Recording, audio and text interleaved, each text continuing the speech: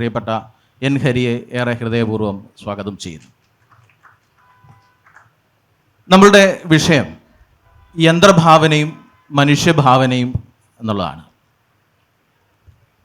Artificial ഇൻ്റലിജൻസിൻ്റെ കാലത്ത്, നിർമ്മിത ബുദ്ധിയുടെ കാലത്താണ് നമ്മൾ ഇവിടെ ജീവിക്കുക. വളരെ നാളുകൾക്ക് മുമ്പ് തന്നെ നമ്മൾ കേട്ട വാർത്തയാണ്. ഇനിയിപ്പോൾ ഇവിടെ കഥാകൃത്തുക്കളുടെ ആവശ്യങ്ങളൊന്നുമില്ല. നമ്മൾ കൊടുക്കുന്ന കമാൻഡുകൾ അനുസരിച്ച്, അല്ലെങ്കിൽ നമ്മൾ ആവശ്യപ്പെടുന്ന രീതിയിൽ, നമ്മൾ പറയുന്ന പ്രമേയത്തിനനുസരിച്ച് കഥ എഴുതി തരുന്ന യന്ത്രങ്ങളൊക്കെ ഇവിടെ ഉണ്ടാവും. അപ്പോൾ പിന്നെ എന്തിനാണ് എഴുത്തുകാരൻ എന്നുള്ളത്?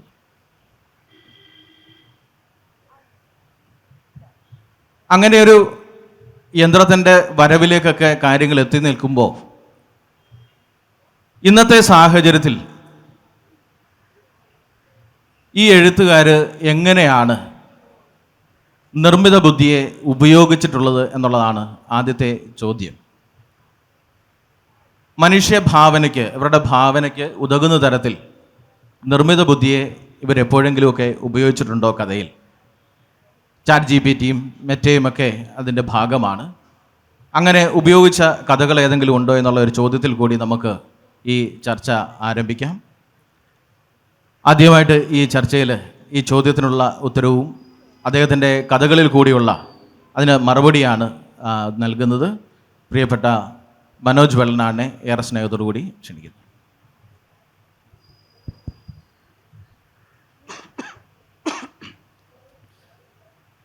ഏവർക്കും നമസ്കാരം. ചോദ്യം എപ്പോഴെങ്കിലും AI ഉപയോഗിച്ച് കഥ ഞാൻ എഴുതിയിട്ടുണ്ടോ എന്നുള്ളതാണെങ്കിൽ, ഞാൻ കുറച്ച് മുമ്പ്, ഒരു അരമണിക്കൂർ മുൻപ്, നമ്മൾ ഇങ്ങോട്ട് വരുന്ന വഴിക്ക് ബസ്സിലിരുന്നപ്പോൾ ഞാനൊരു കഥ എഴുതാൻ ശ്രമിച്ചു. ChatGPT എടുത്തിട്ട്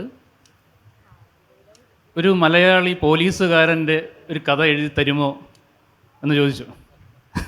അത് നമ്മൾ ഈ വണ്ടിയിൽ കയറുന്നതിന് മുൻപ് ജസ്റ്റ് ഡിസ്കസ് ചെയ്ത ഒരു കാര്യമാണ്. നമ്മുടെ ഹരിച്ചേട്ടൻ പോലീസുകാരനായതുകൊണ്ട് മലയാളി പോലീസുകാരൻ്റെ കഥ എഴുതി തരുമോ എന്ന് ചോദിച്ചു. അപ്പോൾ ആ കഥ ഒരു വലിയൊരു കഥയായിട്ട് ChatGPT മലയാളത്തിൽ, എനിക്കത് പകുതിയും ഒരു 2-3 പാരഗ്രാഫ് വായിച്ചപ്പോഴും എനിക്കതിൻ്റെ ഒരു അർത്ഥം മനസ്സിലായില്ല, അവരെന്താണ് ഉദ്ദേശിക്കുന്നതെന്നുള്ളത്. ഇനി മലയാളത്തിലായതുകൊണ്ടാണോ എന്ന് അറിഞ്ഞൂടാ. അപ്പോൾ അതാണ് എൻ്റെ ആദ്യത്തെയും ഇതുവരെയുള്ള അവസാനത്തെയും AI ഉപയോഗിച്ചുള്ള കഥാ രചന. ഈ AI എനിക്ക് തോന്നുന്നു എല്ലാവരും തന്നെ ഒരു ഭയപ്പാടോടുകൂടി കാണുന്ന ഒരു സാഹചര്യത്തിലാണ് നമ്മളിപ്പോൾ ഈ ഒരു ചർച്ച പോലും നടക്കുന്നതെന്ന് തോന്നുന്നു. പണ്ട് ഈ കമ്പ്യൂട്ടറുകൾ വരുന്ന സമയത്ത് നമ്മുടെ തൊഴിലവസരങ്ങളെല്ലാം കമ്പ്യൂട്ടറുകൾ കൊണ്ടുപോകും, ഇവിടെ ആൾക്കാരെല്ലാം തൊഴിലില്ലായ്മ കൊണ്ട് ബുദ്ധിമുട്ടും എന്ന് പറഞ്ഞ് സമരങ്ങൾ പോലും നടന്ന ഒരു കാലഘട്ടം ഉണ്ടായിരുന്നു.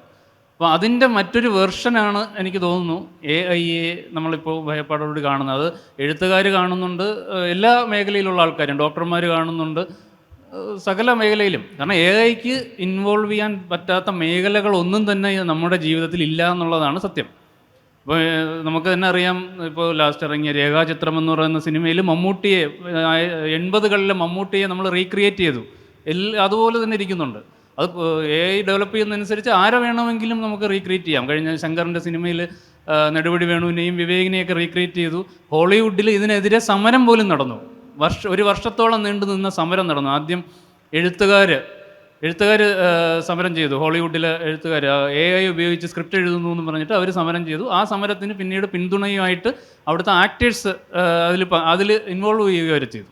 എന്നുവെച്ചാൽ എല്ലാവരും പേടിക്കുന്നുണ്ട് മമ്മൂട്ടിയെ റീപ്ലേസ് ചെയ്യാൻ. ഇപ്പോൾ മമ്മൂട്ടി പോലും പേടിക്കേണ്ട ഒരു അവസ്ഥയാണ്. ഇപ്പം ഒറിജിനൽ മമ്മൂട്ടി ഇല്ലെങ്കിലും മമ്മൂട്ടിയെ നായകനാക്കി പുതിയൊരു സിനിമ ചെയ്യാം. മോഹൻലാൽ മരിച്ചു പോയാലും 2ാം ഊഴം നമുക്ക് ഈസി ആയിട്ട് ചെയ്തെടുക്കാവുന്ന ഒരു കാലഘട്ടത്തിലാണ് നമ്മൾ നിൽക്കുന്നത്. അത് ഇതുവരെയുള്ള നമ്മുടെ ടെക്നോളജിയുടെയും ആ ടെക്നോളജിയുടെ ഒരു ബാക്കി പത്രമായ AI-യുടെയും കൂടെ ഒരു ഇതാണ്.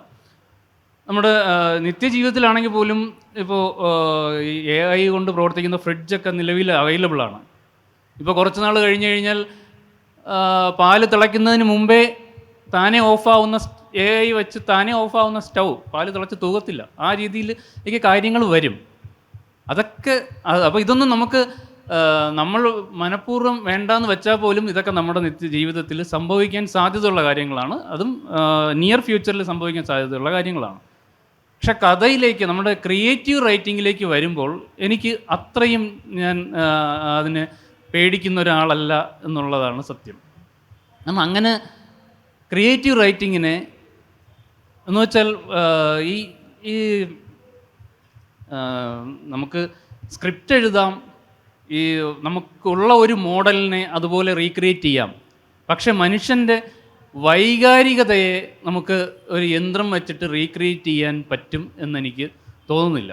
നമുക്കൊരു കഥയൊക്കെ എഴുതാം. ഇപ്പം നല്ല ഭാഷ ഇതുള്ള, ഇപ്പം മലയാളമൊക്കെ വളരെ മോശമായിട്ടാണ് AI കൈകാര്യം ചെയ്യുന്നതെങ്കിൽ ഇംഗ്ലീഷ് വളരെ നന്നായിട്ട് ചാറ്റ് GPT ഒക്കെ കൈകാര്യം ചെയ്യുന്നുണ്ട്. അതൊരു ലാംഗ്വേജ് മോഡലാണ്. ജനറേറ്റീവ് AIയുടെ ടെക്നോളജീസ് വെച്ചിട്ട് അത് വളരെ ഭംഗിയായിട്ട് നല്ല രീതിയിൽ ഇംഗ്ലീഷൊക്കെ കൈകാര്യം ചെയ്യുന്നുണ്ട്. ഞാൻ കഴിഞ്ഞ ദിവസം ഞാൻ ഇങ്ങോട്ട് വരുന്നതിന് മുമ്പ് ആശുപത്രി കൊടുക്കാൻ വേണ്ടി എഴുതിയ ലീവ് ലെറ്റർ പോലും AI വെച്ചിട്ട് ആണ് എഴുതിയത്. ഞാൻ മുമ്പ് സാധാരണ എഴുതുമായിരുന്നു. അപ്പോൾ ഇപ്പോൾ എളുപ്പമാണ്, എനിക്കൊരു ലീവ് ലെറ്റർ എഴുതി തരുമെന്ന് പറഞ്ഞ് എഴുതുന്ന അത് കോപ്പി പേസ്റ്റ് ചെയ്ത് മെയിൽ ചെയ്താൽ മതി. ആ രീതിയിലേക്ക് കാര്യങ്ങൾ എത്തിയിട്ടുണ്ട്. പക്ഷേ ഒരു കഥ എഴുതാൻ വേണ്ടി AI ഉപയോഗിക്കുന്ന രീതിയിലേക്ക് കാര്യങ്ങൾ പോകും എന്ന് എനിക്ക് തോന്നുന്നില്ല. എൻ്റെ ജീവിതത്തിൽ അങ്ങനെ സംഭവിക്കുമെന്ന് എനിക്ക് തോന്നുന്നില്ല. അതിന് ഞാൻ പറയുന്നൊരു കാര്യം എന്ന് പറയുന്നത്, നമുക്ക് കഥ എഴുതാം. നമുക്ക് ഒരു കഥ എന്ന് പറഞ്ഞാൽ, അല്ലെങ്കിൽ ഒരു നോവൽ എന്ന് പറഞ്ഞാൽ അതിൽ യാന്ത്രികമായിട്ടുള്ള ജീവിതം മാത്രമല്ല നമ്മളെ അത് സ്വാധീനിക്കുന്നത്, അതിൻ്റെ ഉള്ളിലെ മനുഷ്യരുടെ വൈകാരിക ജീവിതമാണ്. അവർ വൈകാരിക ജീവിതവും ഓരോരുത്തർക്കും പറ്റുന്ന ഒരു നമ്മൾ ഈ പ്രതിഭകൾ എന്ന് പറയുന്ന എഴുത്തുകാർ, നമ്മൾ എന്തുകൊണ്ടാണ് അവർ പ്രതിഭകളെന്ന് വിചാരിക്കുന്നത് വെച്ചാൽ, നമ്മൾ സാധാരണ ഉപയോഗിക്കുന്ന ഭാഷ ഉപയോഗിച്ച് അവർ തീർക്കുന്ന ഒരു പ്രതീതിയുണ്ട്. നമ്മൾ ഒരു സാധനം വായിച്ചു പോകുമ്പോൾ, ഒരു പുസ്തകം വായിച്ചു പോകുമ്പോൾ, ഞാൻ ഉദാഹരണത്തിന് ഞാൻ ഇപ്പോഴും ഓർക്കുന്ന ഒരു സാധനം, 10 വർഷം മുമ്പ് ആണ് എനിക്ക് തോന്നുന്നു ഞാൻ കാലം വായിക്കുന്നത്, MTയുടെ കാലം. എനിക്കിപ്പോഴും അതിൻ്റെ കഥാപാത്രങ്ങളുടെ പേരും ചില കഥാസന്ദർഭങ്ങളും മാത്രമേ എനിക്ക് ഓർമ്മയുള്ളൂ. പിന്നെ ഈ നിരന്തരം നമ്മൾ സോഷ്യൽ മീഡിയയിൽ കണ്ടിട്ടുള്ള അതിൻ്റെ ക്ലൈമാക്സിൽ സുമിത്ര പറയുന്ന സേതുവിനെ മാത്രമേ ഇഷ്ടമുള്ളൂ, അതൊക്കെ എനിക്ക് ഓർമ്മയുണ്ട്. പക്ഷേ ഞാൻ അത് വായിച്ചുകൊണ്ട് വന്നപ്പോൾ ഞാൻ സ്റ്റോപ്പ് ചെയ്തൊരു സെൻറ്റൻസ് ഉണ്ട്. അത് സെൻറ്റൻസ് ഇത്രയേ ഉള്ളൂ: എൻ്റെ വിശപ്പ് കെട്ടു. സേതു എന്തോ ഒരു കാര്യം പറഞ്ഞു വന്നിട്ട്, പക്ഷെ അതിന് മുമ്പ് പറഞ്ഞു വന്ന കുറേ കാര്യങ്ങളുണ്ട്. എന്ന് വെച്ചാൽ അവിടെ സേതുവിൻ്റെ വിശപ്പ് എന്ന് പറയുന്നത് അവിടെ 2 തരം വിശപ്പാണ്. ഒന്ന് വയറിൻ്റെ വിശപ്പും, 2 അടിവയറിൻ്റെ വിശപ്പും. അതിങ്ങനെ ഒരു പാരലായിട്ട് പറഞ്ഞു വരുന്നുണ്ട്. പക്ഷേ MT അത് എഴുതി വളരെ കാച്ചു കുറുക്കിയിട്ട് എൻ്റെ വിശപ്പ് കെട്ടു എന്ന് നമ്മൾ വായിച്ച് കഴിയുമ്പോൾ നമുക്ക് നമ്മുടെ തലച്ചോറിൽ മിന്നും MT ഉദ്ദേശിച്ചത് എന്താണ്. ആ ഒരു സാധനം എഴുതാൻ ഒരിക്കലും എന്താണ് AIക്ക് കഴിയില്ല. അതുപോലെ തന്നെ നമ്മുടെ വി ഷിൻലാൽ ഇവിടെ ഇരിപ്പുണ്ട്. അദ്ദേഹത്തിൻ്റെ അടി എന്ന് പറയുന്ന നോവൽ വായിച്ചിട്ടുള്ളവർക്ക് അറിയാം. അതിൽ ഒരു ഡയലോഗാണ്, നമ്മുടെ നാട്ടിലൊക്കെ പറഞ്ഞിരിക്കുന്നൊരു ഡയലോഗാണ്, ഈ ഉയിര് കിടന്നാൽ ഊമ്പിയാലും ജീവിക്കാം എന്ന് പറയുന്ന ഒരു ഡയലോഗ് അതിൽ എഴുതി വെച്ചിട്ടുണ്ട്. ആ ഒരു അതിന് ഒരുപാട് രാഷ്ട്രീയ മാനങ്ങളൊക്കെ ഉള്ള ഒരു ഡയലോഗാണ് കേട്ടോ. കാരണം ഇന്നത്തെ കാലത്ത് എന്താണ് ഈ മാപ്പ് പറച്ചിലിൻ്റെയൊക്കെ, ഇന്നത്തെ കാലത്തല്ല കഴിഞ്ഞ ഒരു നൂറ്റാണ്ടായിട്ട് നമ്മൾ കാണുന്ന മാപ്പ് പറച്ചിലിൻ്റെയൊക്കെ ഒരു രാഷ്ട്രീയം ഉണ്ടല്ലോ.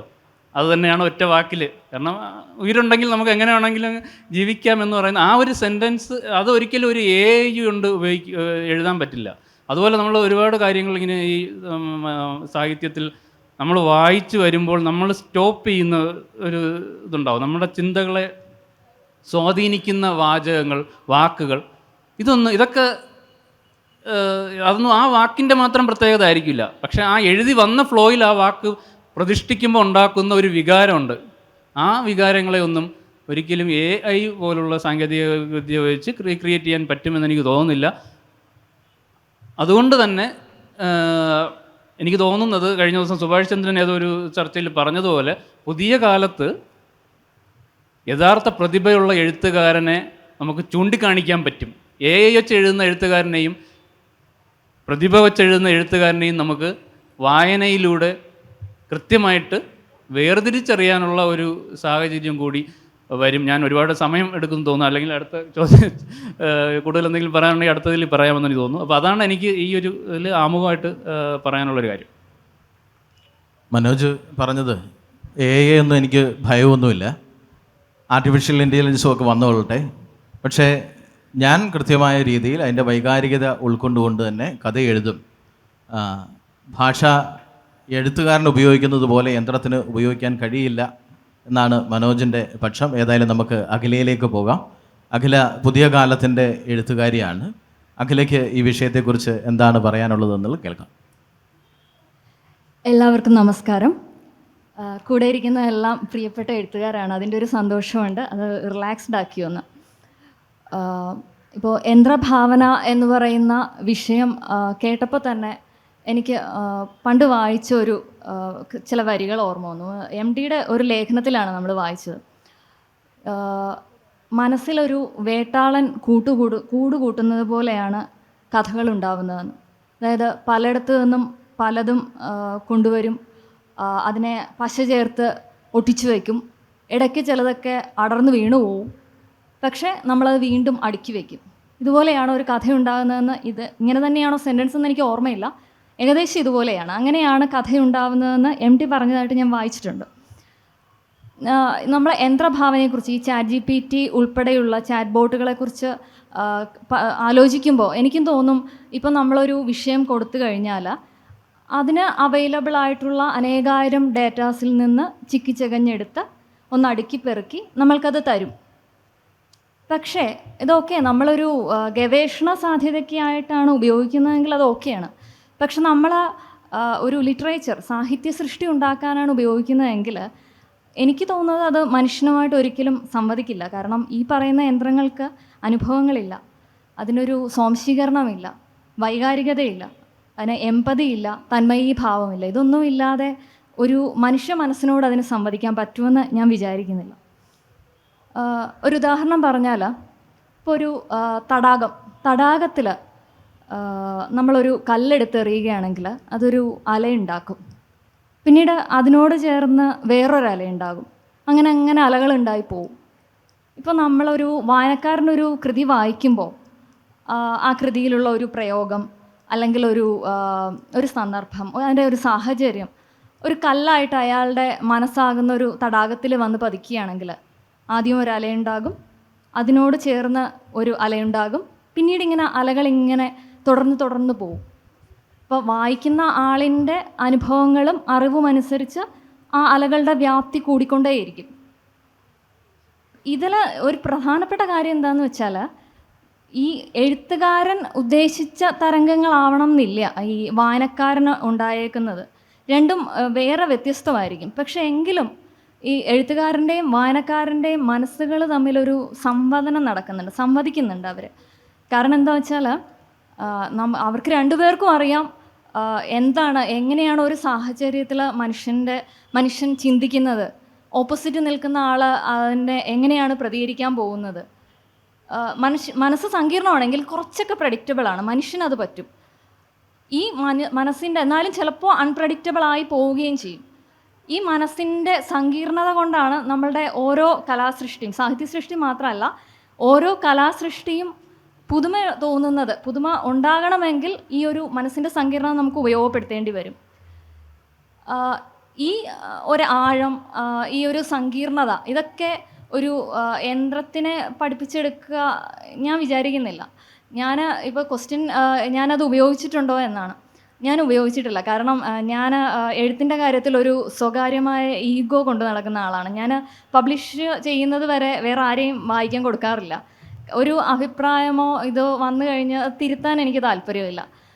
എത്ര പോരായ്മകളുണ്ടെങ്കിലും നമ്മളുടേതായിട്ട് നമ്മളുടെ കയ്യൊപ്പ് മാത്രം പതിഞ്ഞ ഒരു സൃഷ്ടി പുറത്തു വരണം എന്നുള്ളതാണ് അതെൻ്റെ ഒരു ആത്മാഭിമാനത്തിൻ്റെ ഒരു ഭാഗമാണ്. അപ്പോൾ അതിൽ ഒരു കൈകടത്തലും എനിക്ക് ഇഷ്ടമല്ല. അപ്പോൾ പിന്നെ ChatGPT ഒട്ടും ഉപയോഗിക്കില്ല. പിന്നെ ഇപ്പം എന്തായാലും ഇതുവരെ ഉപയോഗിച്ചിട്ടില്ല, അങ്ങനെ ഇതുവരെ തോന്നൽ വന്നിട്ടില്ല. പിന്നെ മനുഷ്യഭാവനയെക്കുറിച്ച് പറയുകയാണെങ്കിൽ, നമ്മളിപ്പോൾ ഇന്നിപ്പോൾ ഒരു കഥ എഴുതണം എന്ന് വിചാരിച്ച് ഇരുന്നാലും കഥ എഴുതാൻ പറ്റണം എന്നില്ല.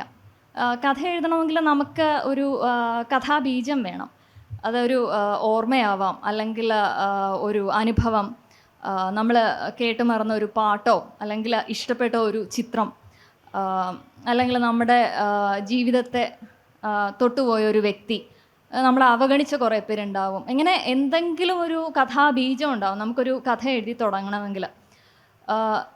വേറെ ഒരു ഒരു ഒരു കാര്യം ആലോചിക്കൂ. ഒരു ആൾക്ക് ഭയങ്കര ഭാഷാ നൈപുണ്യമുണ്ട്, അയാൾക്ക് വ്യാകരണ പ്രയോഗങ്ങൾ അറിയാം, അലങ്കാരങ്ങൾ അറിയാം. അയാൾ എത്ര സുന്ദരമായ ഭാഷയിൽ എഴുതിയാലും അതൊരു കഥയാവണം എന്നില്ല. ഇനി വേറൊരാൾ ഒരുപാട് അനുഭവങ്ങളുള്ള ഒരാളാണെന്ന് വിചാരിക്കും. അപ്പോൾ അയാളുടെ തീക്ഷ്ണമായ അനുഭവങ്ങളൊക്കെ അയാൾ എത്ര നന്നായിട്ട് എഴുതി വച്ചാലും അതും കഥയായി കൊള്ളണം എന്നില്ല. അപ്പോൾ കഥ എന്ന് പറയുന്നത് ഒരുപാട് കാര്യങ്ങൾ ഒന്നിച്ചു വരുമ്പോൾ മാത്രം സംഭവിക്കുന്ന ഒരു സംഗതിയാണ്. ഒരുപാട് കാര്യങ്ങൾ ഒരു യന്ത്രത്തിനെ അല്ലെങ്കിൽ ChatGPT ഒക്കെ പഠിപ്പിച്ചു വരുന്നൊരു കാലം വരുമെന്ന് സത്യമായിട്ട് ഞാൻ വിചാരിക്കുന്നില്ല, അങ്ങനെ തോന്നുന്നില്ല. പിന്നെ നമ്മുടെ എഴുതിയ കഥകളെ വെച്ച് പറയുകയാണെങ്കിൽ ഏറ്റവും ലാസ്റ്റ് വന്നത് മാതൃഭൂമി ആഴ്ചപ്പതിപ്പിലെ നിഴൽ എന്ന് പറയുന്ന കഥയാണ്. അപ്പോൾ ആ കഥയിലേക്ക് ഞാൻ എത്തിയത് എങ്ങനെയാണെന്ന് ഒന്ന് പറയാം. അതെന്താണെന്ന് വെച്ചാൽ, ഞാൻ പണ്ട് കോളേജിൽ പഠിക്കുമ്പോൾ കോളേജ് ഹോസ്റ്റലിലൊരു മോഷണം ഉണ്ടായി. ഞാൻ കോളേജ് ഹോസ്റ്റലിലല്ല ശരിക്കും, പക്ഷേ കുറച്ചൊക്കെ നമ്മൾ അറിയുമല്ലോ, മിക്കവാറും ഈ കോളേജ് ഹോസ്റ്റലിൽ നടക്കുന്നതൊക്കെ ആറിത്തണുത്ത് അതിൻ്റെ ഒരു പൊട്ടും പൊടിയും ഒക്കെ ആയിട്ടാണ് നമ്മൾ അറിയുക. എങ്കിലും ഈ ഒരു സംഭവം ഞാൻ അറിഞ്ഞു. പിന്നീട് കുറച്ച് ദിവസം കഴിഞ്ഞപ്പോഴത്തേക്കും ആ മോഷ്ടാവിനെ പിടിക്കുകയും ചെയ്തു. അത് ഒരു സീനിയർ സ്റ്റുഡൻ്റ് ആയിരുന്നു. അപ്പോൾ ആ ആൾ ആരാണെന്ന് അറിഞ്ഞപ്പോൾ ഒരു ഭയങ്കര കൗതുകം തോന്നി അന്ന്.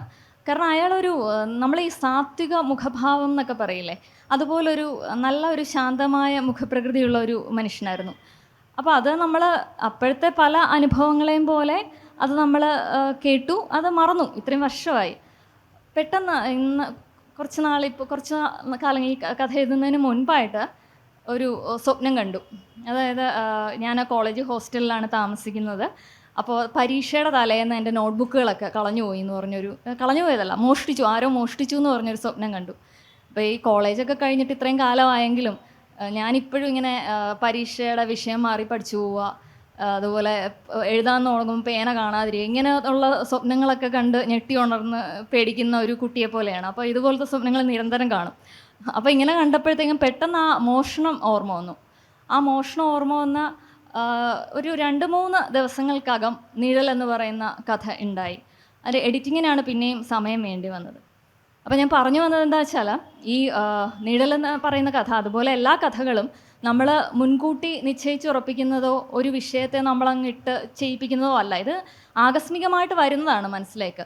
ഇപ്പോൾ ഇവിടെ തന്നെ നമ്മൾക്കൊരു മോഷണം എന്ന് പറയുന്ന ഒരു കാര്യം, ഒരു ഓർമ്മ അല്ലെങ്കിൽ ഒരു വാക്ക് ഇങ്ങനെ മനസ്സിൽ വന്നപ്പോൾ ബാക്കിയൊക്കെ സ്വാഭാവികമായിട്ട് സംഭവിക്കുന്നതാണ്. ഇത് ആര് ചെയ്യണം, എവിടെ ചെയ്യണം, എന്തൊക്കെ മോഷ്ടിക്കണം, ഏത് സാഹചര്യത്തിലാണ് അവർ ജീവിക്കുന്നത്, അവസാനം മോഷ്ടാവിനെ പിടിക്കുമോ, അവരെന്ത് ചെയ്യും, ഇതെല്ലാം സ്വാഭാവികമായിട്ട് വരുന്നതാണ്. അതിങ്ങനെ എഴുതി തന്നെ വരുന്നതാണ്. അതൊരു യന്ത്രത്തിന് പെട്ടെന്ന് മോഷണം എന്നൊരു വാക്ക് കിട്ടിയാൽ എനിക്കിതുപോലെ ഒരു കഥ തിരിച്ചു കിട്ടുമെന്ന് എനിക്ക് ഒരു കാലത്തും അങ്ങനെ സംഭവിക്കുമെന്ന് എനിക്ക് പ്രതീക്ഷയില്ല. അങ്ങനെ പിന്നെ അതുപോലെ ഒരേ നിറമുള്ള 2 വാക്കുകൾ എന്ന് പറയുന്ന കഥയാണെങ്കിലും അത് എൻ്റെ ഹസ്ബൻഡിൻ്റെ വാട്സാപ്പിൽ ഞാനൊരു പ്രൊഫൈൽ പിക്ചർ കണ്ടതാണ്. അപ്പോൾ അതൊരു ആളുടെ ഒരു കൊളീഗ്, പ്രായമുള്ള ഒരാൾ ഒരു ചെറുപ്പക്കാരൻ്റെ തോളിൽ കൈയിട്ട് നിൽക്കുന്ന ഒരു പടം.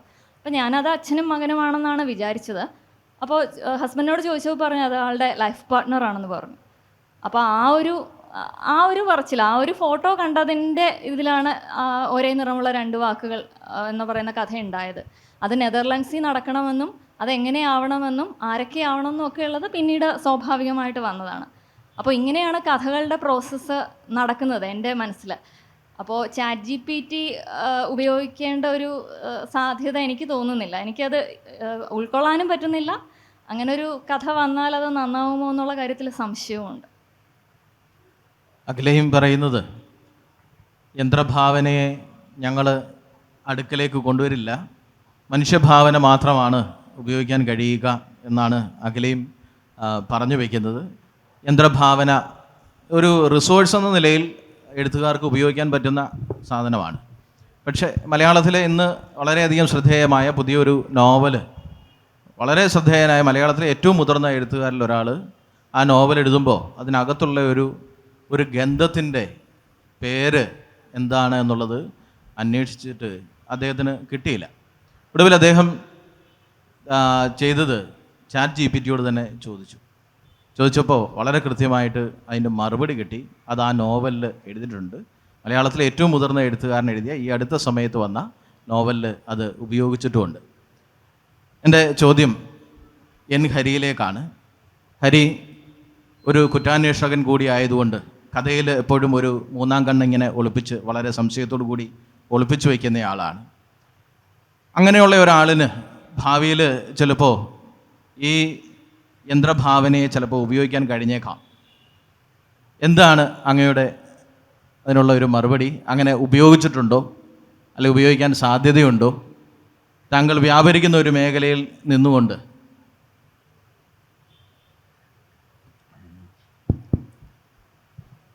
ഒന്നാമത്തെ ചോദ്യം യന്ത്രഭാവന നമ്മൾ ഉപയോഗിച്ചിട്ടുണ്ടോ എന്നുള്ളതാണ്. അതിന് ഇല്ല എന്ന് തന്നെയാണ് മറുപടി.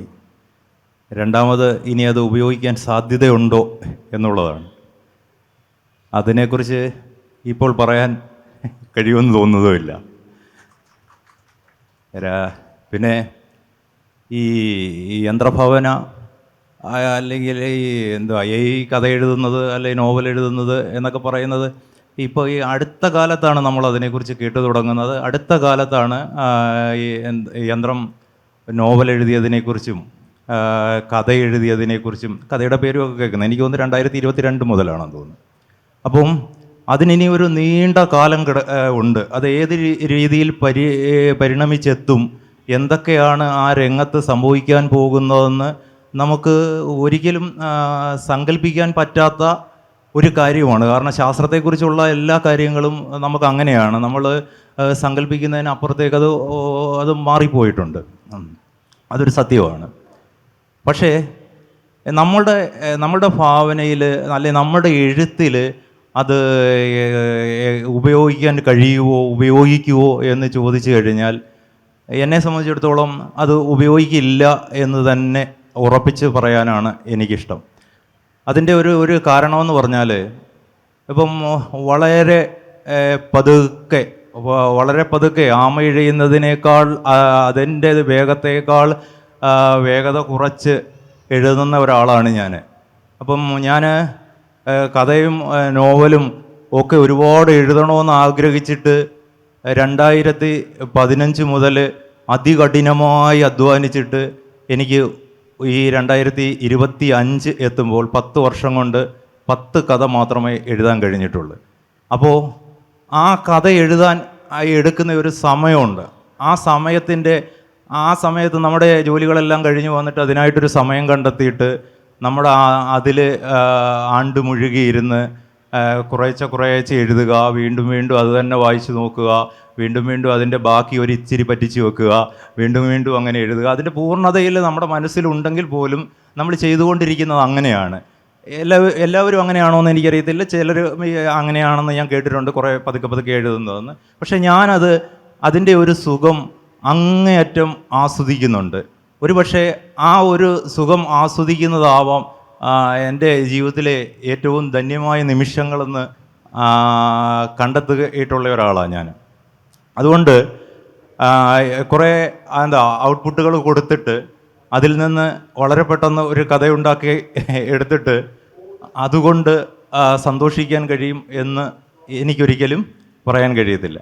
അടുത്തത് ഈ കഥ എഴുതുന്നതിനെക്കുറിച്ച് ഞാനിപ്പം നമ്മുടെ ഭാഷയെക്കുറിച്ച് പറയുകയാണെങ്കിൽ ഞാൻ ഈ ഭാഷ എന്ന വാക്ക് ഉച്ചരിക്കുമ്പോൾ പോലും എനിക്കറിയാം അത് സ്റ്റാൻഡേർഡ് ഉച്ചാരണമാണോ എന്ന് ചോദിച്ചു കഴിഞ്ഞാൽ അല്ല എന്ന് എനിക്ക് 100% ഉറപ്പുണ്ട്. കാരണം എൻ്റെ ഒരു പ്രാദേശികതയുണ്ട്. നമ്മൾ പറയാറുള്ളതാണ് ഓരോ പ്രദേശത്തിനും ഭാഷയുണ്ട് എന്ന് പറയുന്നത് പോലെ ഓരോ വ്യക്തിക്കും ഭാഷയുണ്ടെന്ന് ഉണ്ടെന്നുള്ളത് സത്യമാണ്. നമ്മൾ സംസാരിക്കുമ്പോഴറിയാം പല വ്യത്യാസങ്ങളുണ്ട്. അപ്പം എൻ്റെ പ്രാദേശിക ഭാഷയെ വളരെയധികം കഥയിൽ ഉപയോഗിക്കുന്ന ഒരാളാണ് ഞാൻ. അത് ബോധപൂർവമല്ല എന്ന് എനിക്ക് മനസ്സിലായി. എൻ്റെ പാശി എന്ന് പറഞ്ഞ ഒരു കഥ പ്രസിദ്ധീകരിച്ചു, സമകാലിക മലയാളത്തിൽ പ്രസിദ്ധീകരിച്ചു വന്നിരുന്നു. അപ്പം അത് വായിച്ചിട്ട് അതിലെ പല വാക്കുകളെക്കുറിച്ചും എന്നോട് ആളുകൾ സംസാരിക്കുകയുണ്ട്. ഇപ്പോൾ ഉദാഹരണത്തിന് ഞാൻ അതിനകത്തിൽ പറങ്ങാണ്ടി എന്നൊരു വാക്ക് ഉച്ചരിച്ചു. അത് ഇച്ചിരി എഴുതിയിരുന്നു. അപ്പോൾ അത് എഴുതുന്ന സമയത്ത് ഒരിക്കലും ഇതിൻ്റെ ശുദ്ധമായ രൂപം ഏതാണെന്ന് ഞാൻ ആലോചിക്കാനേ പോയിട്ടില്ല. ചമ്രം പൂണ്ടിരുന്നു എന്നാണ് ഞാൻ എഴുതിയത്. അത് എഴുതിയ സമയത്ത് അത് ചമ്രം പണിഞ്ഞു എന്നാണെന്ന് ഞാനത് അതിനെക്കുറിച്ച് ചിന്തിച്ചതേ ഇല്ല. അതുപോലെ കല്ലുരുളിലിരുന്ന് കാലാട്ടിയതിന് തള്ളയ്ക്ക് ദോഷമാണെന്ന് പറഞ്ഞ് അമ്മ എന്നെ തവിക്കണ കൊണ്ട് അടിച്ചു എന്നൊരു വാചകം എഴുതിയിട്ടുണ്ട്. അപ്പോൾ അതിനകത്തിൽ എന്തെങ്കിലും ശുദ്ധതക്കുറവുണ്ടോ എന്ന് ഞാൻ ആലോചിച്ചതേ ഇല്ല. അത് എഴുതുന്ന സമയത്ത് അതിൻ്റെ ഫ്ലോയിൽ എൻ്റെ കുട്ടിക്കാലത്ത് ഞാൻ ജീവിച്ച ചുറ്റുപാടിൽ നിന്നും അന്ന് കേട്ട വർത്തമാനങ്ങളിൽ നിന്നും അല്ലെങ്കിൽ നമ്മൾ പറഞ്ഞ വർത്തമാനങ്ങളിൽ നിന്നുമൊക്കെ ഉണ്ടായി വന്ന ഒരു വാക്യരീതിയായിരുന്നു. അത് സ്വാഭാവികമായിട്ടും അങ്ങനെ വന്നു പോവുകയും കഥ പ്രസിദ്ധീകരിച്ച് വന്നതിന് ശേഷം പലരും എന്നോട് ഇത് ഇങ്ങനെയൊക്കെ ഉപയോഗിച്ചിരിക്കുന്നല്ലോ, അയ്യോ കുറേ കാലം മുമ്പ് നമ്മൾ മറന്നു കളഞ്ഞ സംഭവങ്ങളായിരുന്നല്ലോ ഇതൊക്കെ എന്ന് എന്നോട് പറഞ്ഞപ്പോഴാണ് ഞാൻ ഓർക്കുന്നത് അങ്ങനെ ഒരു പ്രത്യേകത ഇതിനകത്ത് ഉണ്ടായിരുന്നോ എന്ന്. അപ്പോൾ അത് സ്വാഭാവികമായിട്ട് വന്ന ഒരു എൻ്റെ പ്രാദേശികതയിൽ നിന്നോ ഞാനെന്ന വ്യക്തിയിൽ നിന്നോ ഞാൻ ഇത്രയും കാലം ജീവിച്ച ചുറ്റുപാടിൽ നിന്നോ ഒക്കെ എന്നിൽ അടിഞ്ഞു കൂടിയ അറിവിൽ നിന്നോ ബോധത്തിൽ നിന്നോ എന്നിൽ നിന്നോ ഉണ്ടായി വന്ന ഒരു സ്വാഭാവികമായ പ്രക്രിയയായിരുന്നു അത് ഒരിക്കലും ഒരു ശാസ്ത്രഭാവനയിലൂടെ അല്ലെ ശാസ്ത്രം ചെയ്യുന്ന അല്ലെ ശാസ്ത്രീയമായ ഒരു ഉപകരണം ചെയ്യുന്ന ഒരു പ്രക്രിയയിൽ നിന്ന് ഉണ്ടായി വരുമെന്ന് ചിന്തിക്കുന്ന ഒരാളല്ല ഞാൻ. അത് അങ്ങനെ ഉണ്ടാവുകയില്ല എന്ന് നമുക്ക് ശാസ്ത്രത്തെ നോക്കി പറയാനും കഴിയില്ല. എങ്കിൽ പോലും അതുണ്ടായി വരില്ല എന്ന് വിശ്വസിക്കുന്ന ഒരാളാണ് ഞാൻ. അതുകൊണ്ട് തന്നെ ഞാൻ എഴുതുന്നതിൽ അങ്ങേയറ്റം വിശ്വസിക്കുന്നു. യന്ത്രഭാവനയെ എൻ്റെ ഭാവനയ്ക്ക് മറികടക്കാൻ കഴിയില്ല എന്ന് തന്നെയാണ് എൻ്റെ വിശ്വാസം. അങ്ങനെ തന്നെ സംഭവിക്കട്ടെ എന്ന് ആഗ്രഹിക്കുന്നു. ഹരിച്ചേട്ടൻ പറഞ്ഞത് താൻ പ്രാദേശികമായിട്ട് ഉപയോഗിക്കുന്ന ചില പദങ്ങൾ മാത്രമല്ല, തൻ്റെ ഭാവനയിൽ കാണുന്ന തൻ്റെ വീടിൻ്റെ അകത്തളങ്ങളിലൊക്കെ ഉപയോഗിച്ചിരുന്ന പദങ്ങൾ എങ്ങനെ ഈ മെഷീൻ ലാംഗ്വേജ് കഥയിൽ ഉപയോഗിക്കുമെന്നൊരു സംശയമുണ്ട്. അതുകൊണ്ട് തന്നെ എൻ്റെ ഭാവനയെ ഒരു കാരണവശാലും യന്ത്രഭാവനയ്ക്ക് മറികടക്കാൻ കഴിയില്ല എന്നാണ് ഹരിച്ചേട്ടൻ പറഞ്ഞു വെച്ചേക്കുന്നത്. പൊന്ത എന്ന് പറയുന്ന കഥാസമാഹാരത്തിൽ കൂടി വാക്കുകളുടെ കൃത്യതയാണ് ഞാൻ ഈ കഥാകൃത്തിനെ മനസ്സിലാക്കിയപ്പോൾ ഞാനത് വായിച്ചു കഴിഞ്ഞപ്പോഴൊക്കെ എനിക്ക് തോന്നിയിട്ടുള്ളത്. കൃത്യമായ വാക്കുകൾ മാത്രം പ്രയോഗിക്കുന്ന എഴുത്തുകാരനാണ് ഉണ്ണികൃഷ്ണൻ കിടങ്ങൂർ.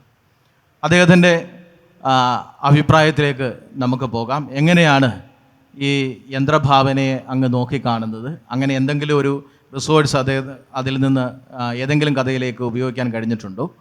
അതിനെക്കുറിച്ച് ഞാൻ AI ഉപയോഗിച്ച് എഴുതുന്നതിനെക്കുറിച്ച് ഡോക്ടർ പറഞ്ഞു. ഞാൻ ആലോചിച്ചു, അല്ലെങ്കിൽ ഞാൻ ചില തിരുവനന്തപുരം വർത്തമാനങ്ങളിൽ കേട്ടു AI ഉപയോഗിച്ച് അദ്ദേഹം സർജറി ചെയ്യുന്നുണ്ടോ എന്നൊരു ഡൗട്ട്. അതേപോലെ നമ്മുടെ ഹരിയെ പറ്റിയുള്ള ചിന്തയിൽ പലപ്പോഴും ഞാൻ സങ്കല്പിക്കാറുണ്ട്, ഒരു പ്രതിയെ 2 അടി കൊടുത്തിട്ട് കൈയുടെ വേദന മാറ്റാൻ ഇപ്പുറത്ത് എഴുതുന്ന ഒരു പോലീസുകാരനെ പറ്റി. ഇങ്ങനെയൊക്കെ നമുക്ക് സങ്കല്പിച്ചു കൂട്ടാം. പക്ഷേ ഈ AI എന്ന് പറയുന്നത് ഒരു വിശ്വപൗരനാണ്. എനിക്കങ്ങനെ തോന്നിയിട്ടുണ്ട്. വിശ്വപൗരൻ എന്ന വാക്ക് നമ്മുടെ ഉള്ളിലേക്ക് കൊണ്ടുവരുന്നത് ചില വ്യക്തികളെയൊക്കെ ആയിരിക്കും.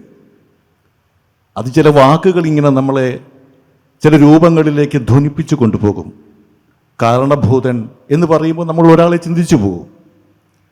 പക്ഷേ ഈ വിശ്വപൗരൻ്റെ പ്രത്യേകത അനേകായിരം മനുഷ്യരുടെ, ശാസ്ത്രജ്ഞന്മാരുടെ ചിന്തകളിലൂടെ രൂപപ്പെട്ട, അവരുടെ കോഡുഭാഷയിൽ, അവരുടെ ശാസ്ത്രീയമായ പ്രതീകങ്ങളിലൂടെ രൂപപ്പെട്ടു വന്ന ഒരു വ്യക്തിത്വമില്ലാത്ത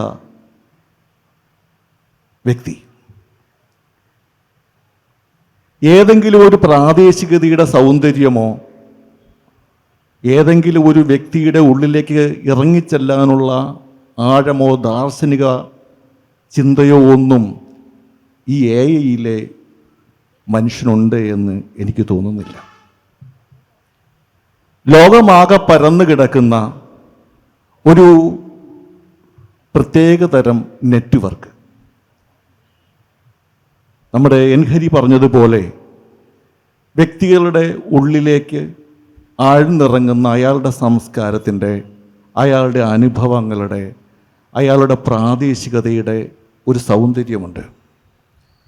ആ സൗന്ദര്യത്തെ ഒരിക്കലും ആർട്ടിഫിഷ്യൽ ഇൻ്റലിജൻസിന് പകർത്തിയെടുക്കുവാൻ സാധിക്കുമെന്ന് ഒരിക്കലും ഞാൻ വിശ്വസിക്കുന്നില്ല. എൻ്റെ എഴുത്തിൽ ആ രീതിയിലുള്ള ചിന്ത ഞാൻ ഇതുവരെ ഉരുത്തിരിഞ്ഞ് വന്നിട്ടില്ല. എനിക്ക് ആകെ രസകരമായി തോന്നിയത് ഉണ്ണികൃഷ്ണൻ കിടങ്ങൂർ ആരാണ് എന്ന് ഇംഗ്ലീഷിലൊന്ന് ടൈപ്പ് ചെയ്ത് ചോദിച്ചപ്പോൾ കേരള സാഹിത്യ അക്കാദമി അവാർഡൊക്കെ കിട്ടിയ ഒരു വ്യക്തിയാണെന്നും ഞാൻ കേട്ടിട്ട് പോലുമില്ലാത്ത 2-3 പുസ്തകങ്ങൾ എഴുതിയ വ്യക്തിയാണെന്നുമൊക്കെ ആ വികൃതി എന്നോട് പറഞ്ഞു. എനിക്ക് മനസ്സിലായി ആളൊരു കല്ല് വെച്ച നുണയനാണെന്ന്.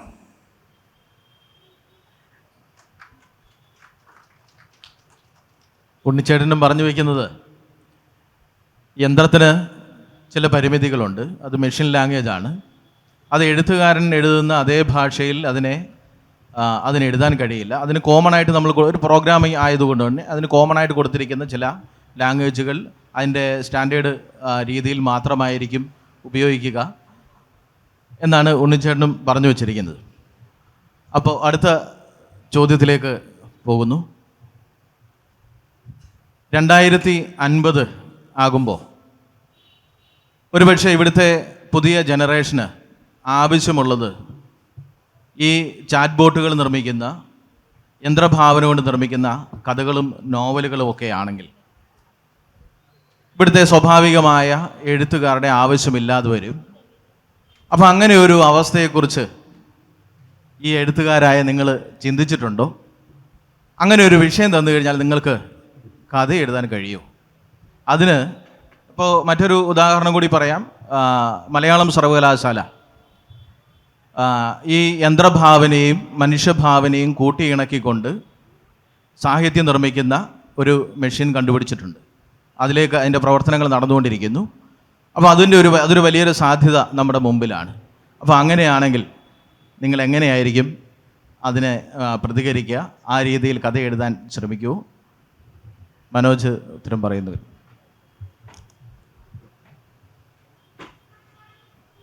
എനിക്ക് തോന്നുന്നു പുറകിൽ എന്തോ ഒരു അത്യാഹിതം സംഭവിച്ചിട്ടുണ്ടെന്ന് തോന്നുന്നു. നമ്മൾ അല്ല, അതാണ് തുടരുന്നതിൽ അല്ല, എന്തെങ്കിലും കുഴപ്പമില്ല.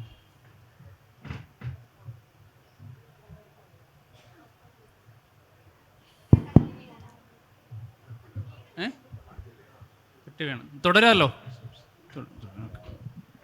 ഡോക്ടറുടെ സഹായം ആവശ്യമുണ്ടെങ്കിൽ നമുക്ക് അപ്പോൾ എഐയുടെ ഫ്യൂച്ചറിനെ പറ്റിയാണ് ചോദിച്ചത്. നമ്മുടെ ഹരിച്ചേട്ടൻ പറഞ്ഞു നിർത്തിയ ഒരു സെൻറ്റൻസാണ്, യന്ത്രഭാവന ഒരിക്കലും എൻ്റെ ഭാവനയെ കീഴടക്കാൻ സാധ്യതയില്ല എന്നാണ് പുള്ളി പറഞ്ഞത്.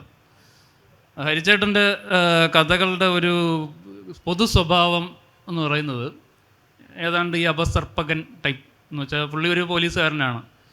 അപ്പോൾ ആ ഒരു പൊതു സ്വഭാവം പുള്ളിയുടെ കഥകളിലുണ്ട്. ആ ഒരു ചൂഴ്ന്നു നോട്ടം, അങ്ങനെയുള്ള ഒരു സംശയാസ്പദമായിട്ടുള്ള ഒരു സ്വഭാവം, ഇതൊക്കെ എല്ലാ കഥകളിലും നമുക്ക് കണ്ടെത്താൻ കഴിയുന്നൊരു സാധനമാണ്. അതുപോലെ തന്നെ MDയുടെ കഥകളുടെയും കുറേ പൊതു സ്വഭാവങ്ങൾ നമുക്ക് കണ്ടെത്താൻ പറ്റും. ഇപ്പോൾ PF മാത്യൂസിൻ്റെ കഥകളൊക്കെ നോവലും ഒക്കെ വായിക്കുമ്പോൾ അദ്ദേഹത്തിൻ്റെ ഈ കടലിൻ്റെ മണമൊഴികെ ബാക്കി എല്ലാത്തിൻ്റെയും ഒരു ഭൂമിക, അതിൻ്റെ ഒരു ഭാഷ, ഇതെല്ലാം ഏറെക്കുറെ അത് വായിച്ചു കഴിഞ്ഞാൽ അത് PF മാത്യൂസിൻ്റേതാണെന്ന് നമുക്ക്, പേരില്ലാതെ പോലും വായിച്ചു കഴിഞ്ഞാൽ PF മാത്യൂസിൻ്റേതാണെന്ന് പറയാൻ പറ്റുന്നവർ. കടലിൻ്റെ മണത്തിൽ കുറച്ച് വ്യത്യാസമുണ്ട്. അപ്പോൾ ഈ സംഗതികൾ ഇപ്പം ഇതൊക്കെ മറ്റേ ശങ്കറിൻ്റെ എന്തിരൻ സിനിമയിൽ ചിറ്റിയെ പോലത്തെ ഒരാൾ ഇപ്പം അപസർപ്പകൻ നോവൽ എടുത്തിട്ട് ഇങ്ങനെ നോക്കുമ്പോഴത്തേക്കും അത് ഫുൾ അതിന് കിട്ടി. അതുപോലെ PF മാത്യൂസിൻ്റെയും MDയുടെയൊക്കെ നോവൽ കൃതികളൊക്കെ ഇതിന് വായിച്ചെടുക്കാൻ അത്രയും സമയം മതി. കാരണം AI പ്രവർത്തിക്കുന്നതെന്ന് വെച്ചാൽ നമ്മൾ ഫീഡ് ചെയ്ത് കൊടുത്ത ഡാറ്റയുടെ ബേസിലാണ് പ്രവർത്തിക്കുന്നത്. അപ്പോൾ ഹരിച്ചേട്ടൻ വീണ്ടും പുതിയ കഥാസമാഹാരങ്ങൾ എഴുതുന്നു. ഒരു കുറേ 10 കഥാസമാഹാരങ്ങളോ നോവലോ ഒക്കെ എഴുതുന്നു. അതിൻ്റെ എല്ലാത്തിൻ്റെയും ഒരു പൊതു സ്വഭാവം ഉണ്ടായിരിക്കും. ആ പൊതു സ്വഭാവം വെച്ചിട്ട് എൻ ഹരി എന്ന് പറയുന്ന ആൾ മരിച്ചു പോയതിന് ശേഷം എൻ ഹരി എഴുതുന്ന പോലത്തെ ഒരു കഥ AI-ക്ക് എഴുതാൻ പറ്റും. അതിനെ നമുക്ക് നിഷേധിക്കാനൊന്നും പറ്റില്ല. അത് തീർച്ചയായിട്ടും സാധ്യമായിട്ടുള്ളൊരു കാര്യമാണ്. അത് ഭാവിയിൽ ചിലപ്പോൾ 2050 തന്നെ പോകണമെന്നില്ല. AI-യുടെ ഒരു വളർച്ചയുടെ ഒരു തോത് വെച്ചിട്ട് ഒരു 10 വർഷത്തിനകം പോലും അത് സാധ്യമാവുന്ന ഒരു കാര്യമാണ്. പിന്നെ ഇപ്പോൾ പോലും സാധ്യമാവുന്നൊരു കാര്യമെന്ന് പറയുന്നത്, നമ്മളിപ്പം എം ഡിയെ പറ്റി പറഞ്ഞുകൊണ്ട് MD യും NB മുഹമ്മദും കൂടെ ചേർന്നിട്ടാണ് അറബി പൊന്നെന്ന് പറയുന്ന നോവൽ എഴുതിയത്. അതുപോലെ നാളെ മനോജ് വെള്ളനാടും ജെമിനി എന്ന് പറയുന്ന, അല്ലെങ്കിൽ ചാറ്റ് GPT ഓതർ ചാറ്റ് GPTയും കൂടെ ചേർന്നൊരു നോവൽ എഴുതിക്കൂടാ അയക്കുകയൊന്നുമില്ല. കാരണം ഒരു സംഗതി നമുക്ക് ഒരു വിഷയം കുറേ ഇൻപുട്സ് കൊടുക്കാം. ആ ഇൻപുട്സ് വെച്ചിട്ട് AI-യിൽ സ്റ്റോർ ചെയ്ത് വെച്ചിരിക്കുന്ന ഡാറ്റ വെച്ചിട്ട് അതിൻ്റേതായിട്ടുള്ള ഒരു നോവൽ ക്രിയേറ്റ് ചെയ്ത് തരും. ഞാനിരുന്നത് എഡിറ്റ് ചെയ്താൽ പോരെ എൻ്റെ രീതിയിൽ. ആ രീതി അത് വളരെ ഈസി ആയിട്ടുള്ളൊരു കാര്യമാണ്. അത് ഞാൻ ചെയ്യണോ വേണ്ടെന്നുള്ളത് എൻ്റെ ഡിസിഷനാണ്. എൻ്റെ ഭാഷയിലേക്ക് അത് മാറ്റി എഴുതുക എന്നുള്ളത് ഞാൻ കുറച്ച് മെനക്കെട്ടിരുന്നു കഴിഞ്ഞാൽ സാധ്യമായിട്ടുള്ളൊരു കാര്യമാണ്. അതിന് AI-ക്ക് ക്രെഡിറ്റ് കൊടുക്കണമെന്നുള്ളത് പോലും ഞാൻ പിന്നെ ആലോചിച്ച് ചെയ്യേണ്ട ഒരു കാര്യമാണ്. അപ്പോൾ ഇതൊന്നും അസാധ്യമായിട്ടുള്ള കാര്യമൊന്നുമല്ല. ഭാവിയിൽ AI ഞാൻ നേരത്തെ ആദ്യം പറഞ്ഞതുപോലെ നമ്മൾ എത്രയൊക്കെ നിരാകരിച്ചാലും നിഷേധിച്ചാലും AI നമ്മുടെ ജീവിതത്തിൻ്റെ ഭാഗമായിട്ടുണ്ട്, ഭാഗമാകാൻ പോകുന്നുണ്ട്. അത് ലിറ്ററേച്ചറിലും പ്രവർത്തിക്കും. പക്ഷെ അപ്പോഴും ഞാൻ നേരത്തെ പറഞ്ഞ് അവസാനിപ്പിച്ച ഒരു കാര്യമുണ്ട്. നമുക്ക് തിരിച്ചറിയാൻ പറ്റും, അല്ലെങ്കിൽ ആ എഴുതുന്ന ആളിന് കൃത്യമായിട്ടുള്ളൊരു പ്രതിഭ ഉണ്ടായിരിക്കും. ഞാൻ നേരത്തെ പറഞ്ഞില്ലേ, ചാറ്റ് GPTയെ ഒരു 70% ഡിപ്പെൻഡ് ചെയ്യുന്ന ആളിൻ്റെ ഒരു ഭാവനയും ചാറ്റ് GPT എഴുതിയത് ഒരു 70% എഡിറ്റ് ചെയ്ത് മാറ്റുന്ന ഒരാളിൻ്റെ എഴുത്തും തമ്മിൽ നമുക്ക് വായിക്കുമ്പോൾ അറിയാൻ പറ്റും. അപ്പോൾ ആ രീതിയിലേക്കൊക്കെ കാര്യങ്ങൾ മാറും എന്ന് തന്നെയാണ് എനിക്ക് തോന്നുന്നത്. പക്ഷേ നമ്മൾ ഭാവിയിൽ ചാറ്റ് GPTക്ക് ക്രെഡിറ്റ് കൊടുക്കേണ്ടി വരും എന്നെനിക്ക് തോന്നുന്നു. മറ്റെന്തൊക്കെയോ മറ്റുള്ളവർ സംസാരിക്കുന്ന കൂട്ടത്തിൽ എനിക്കിങ്ങനെ പല ഐഡിയാസൊക്കെ വന്നായിരുന്നു സംസാരിക്കുന്നിടത്ത്. അതൊക്കെ ഞാൻ മറന്നുപോയി കേട്ടോ. തൽക്കാലം സമയം കുറവായതുകൊണ്ട് മറ്റുള്ളവരിലേക്ക് പോകുന്നു. മനോജ് പറഞ്ഞത് ചാറ്റ് GPT എന്ന് പറയുന്നത്, അല്ലെങ്കിൽ സാങ്കേതിക വിദ്യ എന്ന് പറയുന്നത് ഇനിയുള്ള കാലത്ത് ഒരു യാഥാർത്ഥ്യം തന്നെയാണ്. അതിനെ നമുക്ക് പൂർണ്ണമായിട്ടും അങ്ങനെ തടഞ്ഞിട്ട് മുന്നോട്ട് പോകാൻ കഴിയില്ല.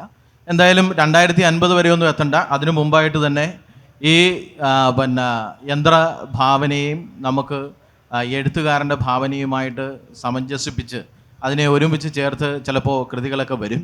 ഏതായാലും അതിനൊരു തുടക്കമാണ്. മലയാളം സർവകലാശാലയിൽ അങ്ങനെ ഒരു യന്ത്രം അവർ കണ്ടുപിടിച്ച് അത് അതിൻ്റെ പ്രവർത്തനങ്ങളുമായിട്ട് മുന്നോട്ട് പോകുന്നുണ്ട്. അഖിലയ്ക്ക് ഈ വിഷയത്തിൽ എന്താണ് പറയാനുള്ളത് എന്നുള്ളത്? ഈ പറഞ്ഞതുപോലെ തന്നെ ചാറ്റ് GPTയുടെ സ്വാധീനം കൂടുതലായിട്ട് വന്നുകൂടായികയില്ല. പക്ഷേ അത് ഉപയോഗിക്കണോ വേണ്ടയോ എന്നുള്ളത് നമ്മുടെ മാത്രം ഡിസിഷനാണ്. ഒരു ന്യൂസ് വായിച്ചത് ഓർക്കുന്നുണ്ട്.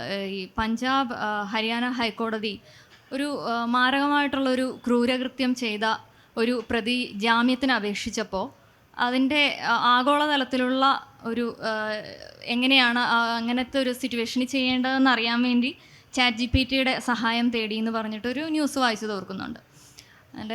അതിൻ്റെ ഒരു ചാറ്റ് GPT പറഞ്ഞതെന്നുള്ളത് എനിക്കിപ്പോൾ ഓർമ്മയില്ല ശരിക്കും.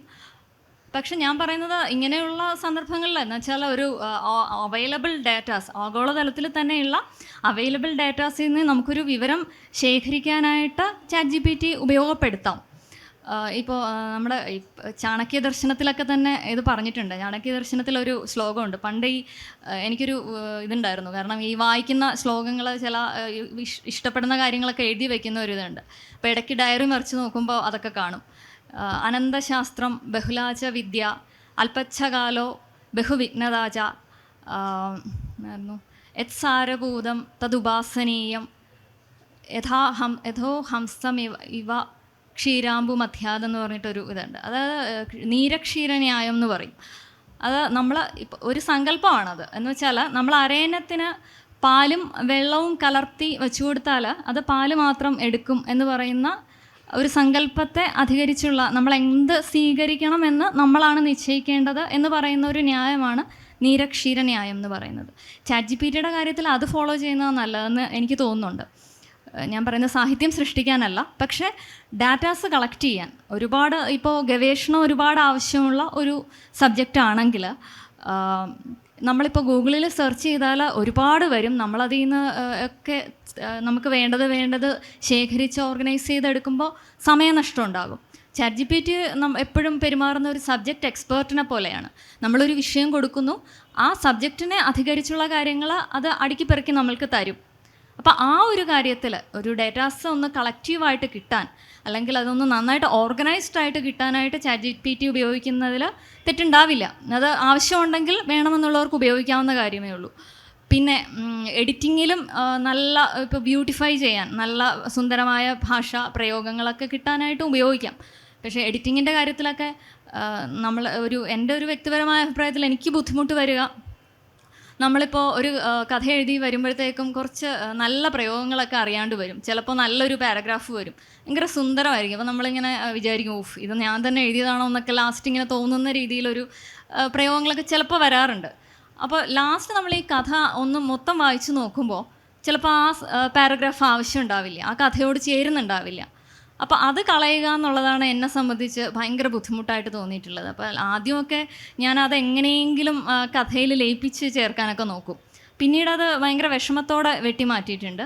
ഇപ്പോൾ അത് കുറച്ചുകൂടെ കൺട്രോൾ വന്നിട്ട് അതിനങ്ങ് നിർദാക്ഷിണ്യം കളയാവുന്ന രീതിയിൽ.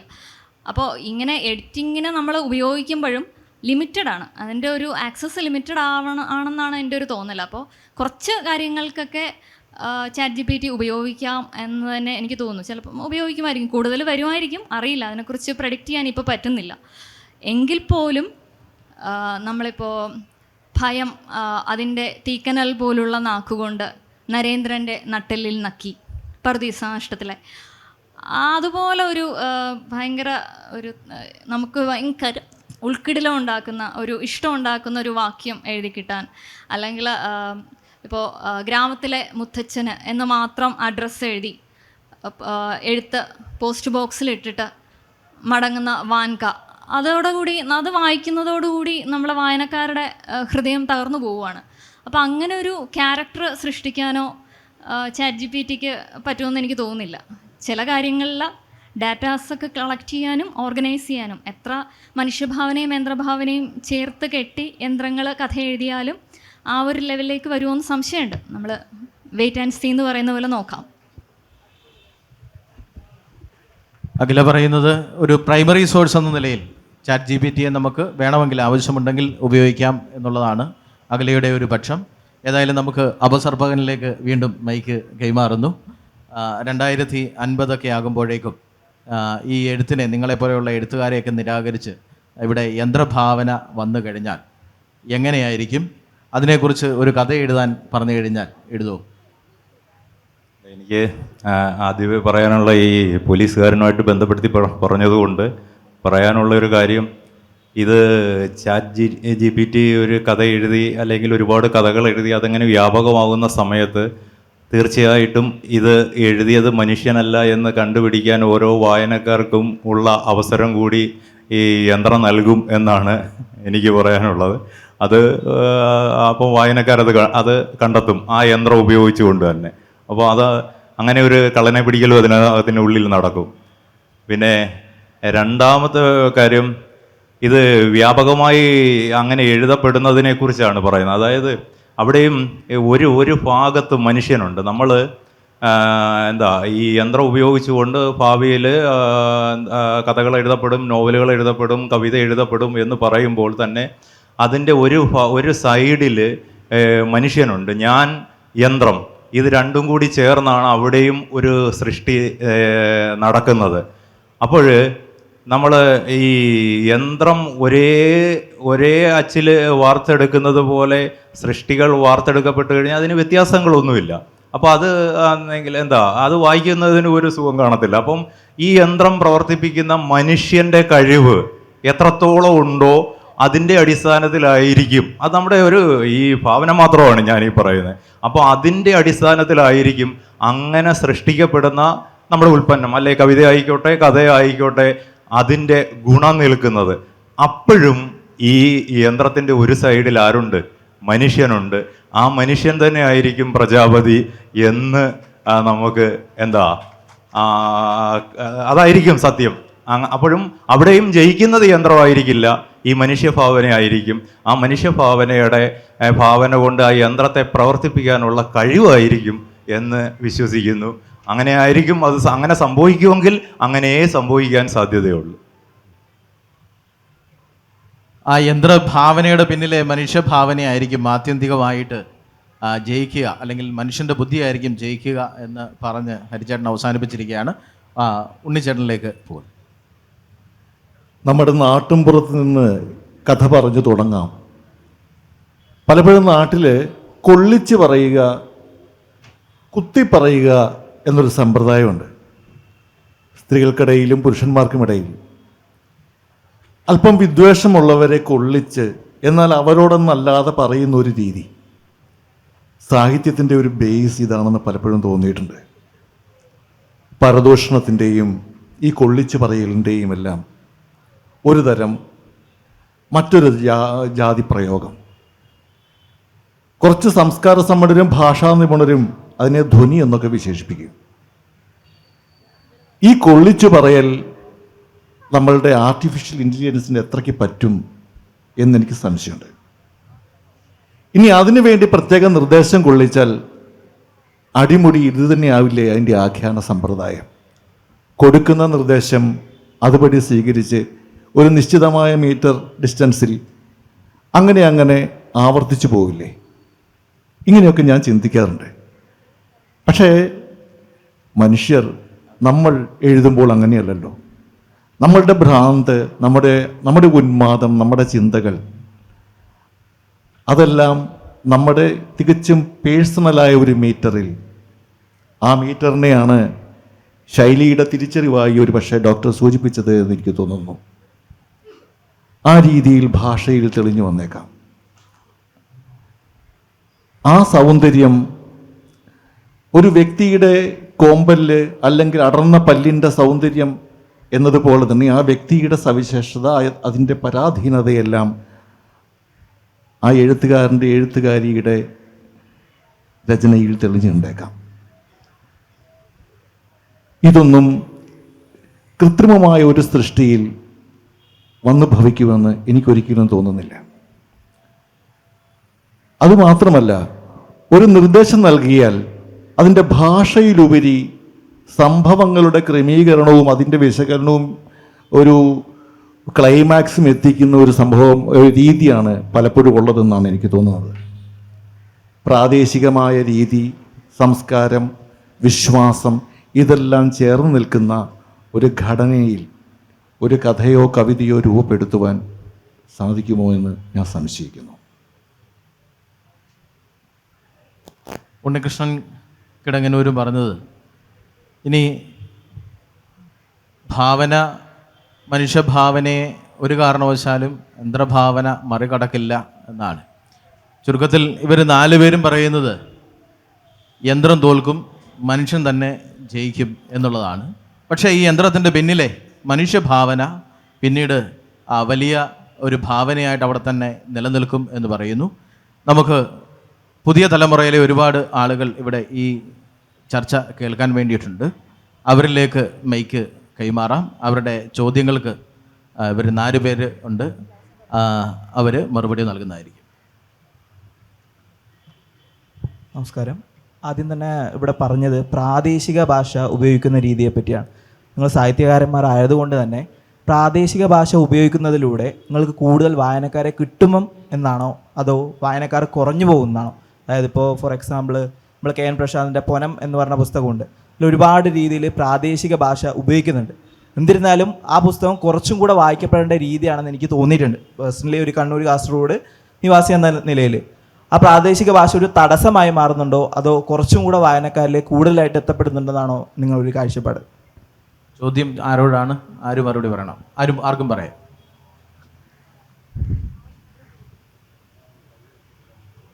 ശരിക്കും കേൾക്കാമല്ലോ അല്ലേ? ശരിക്കും ഒരു സാഹിത്യ സൃഷ്ടി, അത് കഥയോ നോവലോ ആവട്ടെ, അതിൻ്റെ ഭാഷ എന്ന് പറയുന്നത് ആ വിഷയത്തിനനുസരിച്ചാണ് എന്നുള്ളത്. വിഷയവും അത് സംഭവം നമ്മൾ ക്രിയേറ്റ് ചെയ്യുന്ന ഭൂമികയും അനുസരിച്ചാണ്. അല്ലാതെ നമ്മൾ പർപ്പസ്ഫുള്ളി ഒരു ഭാഷ ഈ പ്രാദേശിക ഭാഷ പറഞ്ഞേ പറ്റുള്ളൂ എന്ന രീതിയിൽ ഞാൻ എൻ്റെ എഴുത്തിനെ പറ്റി ഒരു ബാക്ക്ഗ്രൗണ്ട് വെച്ചിട്ടാണ് കേട്ടോ പറയുന്നത്. ഞാൻ സാധാരണ ഉപയോഗിക്കുന്ന നമ്മൾ അച്ചടി ഭാഷയിലാണ് മിക്കവാറും എൻ്റെ കഥകൾ എഴുതിയിട്ടുള്ളത്. അതിൽ ഒരു കഥ മാത്രമേ ഉള്ളൂ എനിക്ക് തോന്നുന്നു തിരുവനന്തപുരം ഭാഷയിൽ, ഈ വലിയ പൂപ്പൻ്റെ പോസ്റ്റ്മോർട്ടം എന്ന് പറയുന്ന ഒരു കഥ മാത്രമേ ഉള്ളൂ തിരുവനന്തപുരം ഭാഷ എന്നുള്ള രീതിയിൽ എഴുതിയിട്ടുള്ളൂ. ബാക്കിയെല്ലാം നമ്മൾ നോർമൽ സാധാരണ അച്ചടി ഭാഷയിലാണ് എഴുതിയിട്ടുള്ളത്. അപ്പോൾ എന്ന് വെച്ചാൽ ആ കഥ അത് ആവശ്യപ്പെടുന്നുണ്ടെങ്കിൽ ഞാനങ്ങനെ ഇതിനെപ്പറ്റി അധികം ബോധേഡല്ല എന്നുള്ളതാണ്. മറ്റൊന്ന്, ഈ നമ്മുടെ ഈ ചർച്ച നമ്മുടെ AI ആയിട്ട് ബന്ധപ്പെട്ടായതുകൊണ്ട് തന്നെ ഇപ്പോൾ രണ്ടുപേരും ഈ പ്രാദേശിക ഭാഷയിലെ ഭാഷ AI ഉപയോഗിക്കുമ്പോൾ കിട്ടില്ല, അല്ലെങ്കിൽ അതിൻ്റെ ആ ഒരു തനിമ കിട്ടില്ല, അല്ലെങ്കിൽ ആ ഒരു ധ്വനി കിട്ടില്ല എന്നുള്ള രീതിയിലാണ് അത് സംസാരിച്ചത്. പക്ഷേ ഭാവിയിൽ അതിനെയൊക്കെ മറികടക്കുന്ന സോഫ്റ്റ്വെയറുകൾ വരും. നമ്മൾ ഈ ChatGPTയും ഇപ്പോൾ അവൈലബിൾ ആയിട്ടുള്ള ഏറ്റവും അടിസ്ഥാനപരമായിട്ടുള്ള AI എക്യുപ്മെൻസിനെ പറ്റിയാണ് നമ്മളിപ്പോൾ ചർച്ച ചെയ്യുന്നത്. പക്ഷെ ഇതൊന്നും അല്ല AI, ഇതൊന്നും ആയിരിക്കില്ല അടുത്ത ഒരു 3-4 വർഷം കഴിയുമ്പോൾ AI. മലയാള ഭാഷ പഠിച്ചു വരുന്നതേ ഉള്ളൂ ChatGPT, മലയാളം മൊത്തത്തിൽ. ഇംഗ്ലീഷൊക്കെ പഠിച്ച് ഒരു പരിധി വരെ ആവുന്നതേ ഉള്ളൂ. മലയാള ഭാഷ പഠിച്ചു വരുന്നതേ ഉള്ളൂ. ഭാഷ പഠിച്ചതിന് ശേഷം പ്രാദേശിക ഭാഷയും പഠിക്കും, പ്രാദേശിക ഭാഷയിലും കഥ എഴുതും. പക്ഷെ ആ കഥയൊക്കെ വൈകാരികമായി നമ്മളോട് സമ്മതിക്കുമോ എന്നുള്ളത് മാത്രമാണ്. ഭാഷയും വാക്കുകളും ഒക്കെ ChatGPT പഠിക്കും, പക്ഷെ അവരെഴുതുന്ന കഥകളും നോവലുകളും വൈകാരികമായി നമ്മളോട് സമ്മതിക്കുമോ? മിക്കവാറും അല്ല. ഞാൻ ഈ പറഞ്ഞ കാര്യങ്ങളെല്ലാം ഇപ്പോഴും നല്ലൊരു ഉപന്യാസം എഴുതാൻ മനുഷ്യനെക്കാളും കഴിവുള്ള സാധനം AI ആണ്. നമ്മളൊരു വിഷയം കൊടുത്താൽ നല്ലൊരു ഉപന്യാസം, ഏതൊരു മികച്ച, ഇപ്പോൾ രാമചന്ദ്ര ഗുഹയൊക്കെ അവിടെ സംസാരിക്കുന്നുണ്ട്, പുള്ളി എഴുതുന്നതിനെക്കാട്ടിലും മികച്ച ഒരു സാധനം എഴുതരാൻ ഇന്ന് ഇംഗ്ലീഷിൽ എഴുതരാൻ ChatGPTക്കോ അല്ലെങ്കിൽ അതുപോലത്തെ സാധനങ്ങൾക്ക് പറ്റും. പക്ഷേ സുഭാഷ് ചന്ദ്രനെ പോലെയോ MD പോലെയോ ബാമുക്കിനെ പോലെയോ ഒക്കെ ഒരു മികച്ചൊരു സാഹിത്യ സൃഷ്ടി നടത്താനുള്ള കഴിവ് ഇതുവരെ അതിന് കിട്ടിയിട്ടില്ല. അത് ഭാവിയിൽ കിട്ടുമോ ഇല്ലയോ എന്നുള്ളത് എനിക്ക് അറിഞ്ഞൂടാ. അതിനെ ഒരു മറുപടി പറയാം. കാരണം അത് ഇപ്പോൾ നമ്മുടെ വിഷയമായിട്ട് ബന്ധപ്പെട്ടല്ല ഈ ചോദ്യം ചോദിച്ചത് നമ്മുടെ ഈ പ്രാദേശിക ഭാഷകൾ എന്തിനാണ് സാഹിത്യത്തിൽ ഉൾപ്പെടുത്തുന്നത്? വായനയ്ക്ക് അതൊരു തടസ്സം ഉണ്ടാക്കുന്നില്ലയോ? നേരെ അങ്ങ് എഴുതിയാൽ പോരെ, സ്റ്റാൻഡേർഡ് ഭാഷ ഉപയോഗിച്ചാൽ മതിയോ എന്നുള്ളതാണ് ചോദ്യം, അല്ലേ? അപ്പോൾ അവിടെ എനിക്ക് പറയാനുള്ളത്, നമ്മൾ ബഷീറിനെ വായിച്ചിട്ടുണ്ട്. അപ്പോൾ ബഷീറിനെ വായിച്ചിട്ടുള്ള നമുക്കറിയാം ബഷീറിൻ്റെ സാഹിത്യം, അതിൻ്റെ ഭാഷ, ബഷീർ ഉപയോഗിച്ച ഒരു ഭാഷയുണ്ട്. അതിന് പകരം ബഷീർ സ്റ്റാൻഡേർഡ് ഭാഷയാണ് ഉപയോഗിച്ചിരുന്നതെങ്കിൽ നമ്മൾ ബഷീറിയൻ സാഹിത്യത്തെ ഉൾക്കൊള്ളത്തില്ല, ഒരിക്കലും ഉൾക്കൊള്ളത്തില്ല. ഈ ഖസാക്കിൻ്റെ ഇതിഹാസത്തിൻ്റെ പ്രത്യേകത നമുക്കറിയാം. അതിനകത്തിലെ സംഭാഷണ ഭാഷ വായിച്ചെടുക്കാൻ കുറച്ച് നമുക്ക് വായിച്ചാൽ മനസ്സിലാക്കാൻ പ്രയാസമുള്ള കാര്യമാണ്. അത് മാറ്റി നിർത്തിയിട്ട് ഒരു ഖസാക്കിൻ്റെ ഇതിഹാസത്തെക്കുറിച്ച് നമ്മൾക്ക് സങ്കല്പിക്കാൻ പറ്റുമോ? ഒരിക്കലും സങ്കല്പിക്കാൻ പറ്റത്തില്ല. അപ്പോൾ അതിൻ്റെ ജൈവികതയാണ് ഒരു പ്രദേശത്തിൻ്റെ. ഇപ്പോൾ ഞാനിപ്പോൾ പറയുന്നത്, ഞാൻ ഓണാട്ടുകരക്കാരൻ. അപ്പോൾ അവിടെ ഞങ്ങൾ തമ്മിൽ സംസാരിക്കുമ്പോൾ ഞാൻ നിന്നോട് പറഞ്ഞതല്ലേ എന്ന് പറയുന്നതിന് പകരം ഞാൻ ചോദിക്കുന്നത്, ഞാൻ പറഞ്ഞില്ലയോ എന്നാണ് ചോദിക്കുക. അപ്പം ഞാൻ എൻ്റെ അടുത്തുള്ള 2 പേര് തമ്മിലുള്ള സംഭാഷണം പറയുന്നുണ്ടെ ഞാൻ ഈ ഭാഷ ഉപയോഗിക്കുന്നതിന് പകരം നമ്മുടെ സ്റ്റാൻഡേർഡ് ഭാഷ എഴുതി വെച്ച് കഴിഞ്ഞാൽ അതിന് ഒരു ജൈവികത കാണത്തില്ല. ആ ജൈവികത നമ്മളെ കൊണ്ട് പെട്ടെന്ന് വായിപ്പിച്ചു പോകും എന്നതിനപ്പുറം അതിൻ്റെ ഗുണമായി ഭവിക്കത്തില്ല. അപ്പം അതുകൊണ്ട് മനഃപൂർവ്വമല്ല അതാരും അങ്ങനെ ചെയ്യുന്നത്. അത് അതിൻ്റെ ജൈവികത നിലനിർത്താൻ വേണ്ടി മാത്രമാണ്. അതാണ് അതിൻ്റെ ഗുണവും.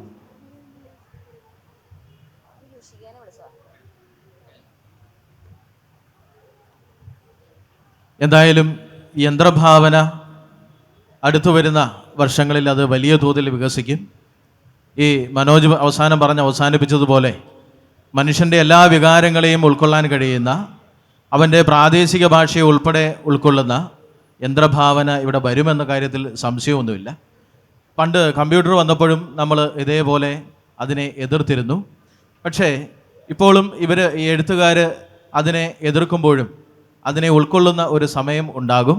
ഇവരെല്ലാം പറഞ്ഞു വെച്ചത് യന്ത്രഭാവന മറ്റൊന്നാണ്, മനുഷ്യഭാവനയുമായിട്ട് അതിനെ തുലനം ചെയ്യാൻ പാടില്ല, അത് വേറിട്ട് തന്നെ നിൽക്കും എന്നാണ് പറഞ്ഞ് അവസാനിപ്പിച്ചത്. ഏതായാലും നമുക്ക് കാത്തിരുന്ന് കാണാമെന്ന് മാത്രം പറഞ്ഞുകൊണ്ട് വാക്കുകൾ ഉപസംഹരിക്കുന്നു. പ്രിയപ്പെട്ട അഖിലയ്ക്ക്, മനോജിന് ഉണ്ണിച്ചേട്ടന്, ഹരിച്ചേട്ടന് എല്ലാവർക്കും നന്ദി പറഞ്ഞുകൊണ്ട് ഈ സെഷൻ അവസാനിക്കും.